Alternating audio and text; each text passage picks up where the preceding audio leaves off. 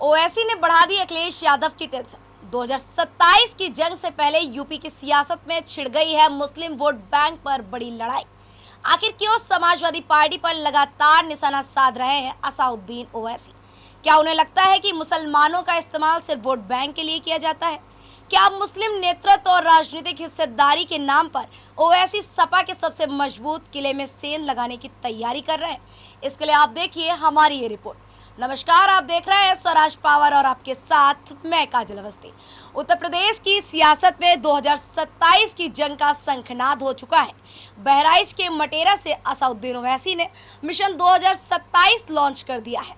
मंच से ओवैसी ने कहा कि मुसलमान अब सिर्फ दरी बिछाने की राजनीति नहीं करेगा, बल्कि हिस्सेदारी और बराबरी का हक भी मांगेगा।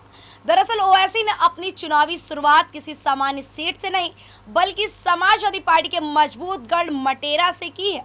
राजनीतिक जानकार इसे सीधे सीधे अखिलेश यादव को चुनौती मान रहे हैं।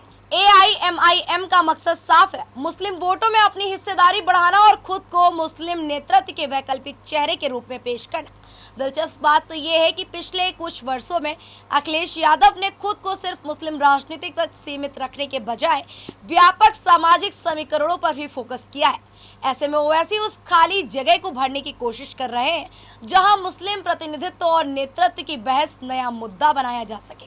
लेकिन सवाल ये भी है, क्या ओवैसी का यह दांव जमीन पर असर दिखा पाएगा? आंकड़े बताते हैं 2017 और 2022 के विधानसभा चुनावों में AIMI का प्रदर्शन बेहद कमजोर रहा था और पार्टी का वोट प्रतिशत 1% तक भी नहीं पहुंच सका।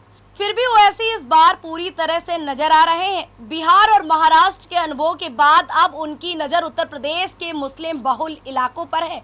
अगर AIMIM कुछ सीटों पर भी प्रभावी होती है तो इसका सीधा असर समाजवादी पार्टी और कांग्रेस के वोट बैंक पर पड़ सकता है। यही वजह है कि ओवैसी की एंट्री ने सियासी गलियारों में हलचल बढ़ा दी है।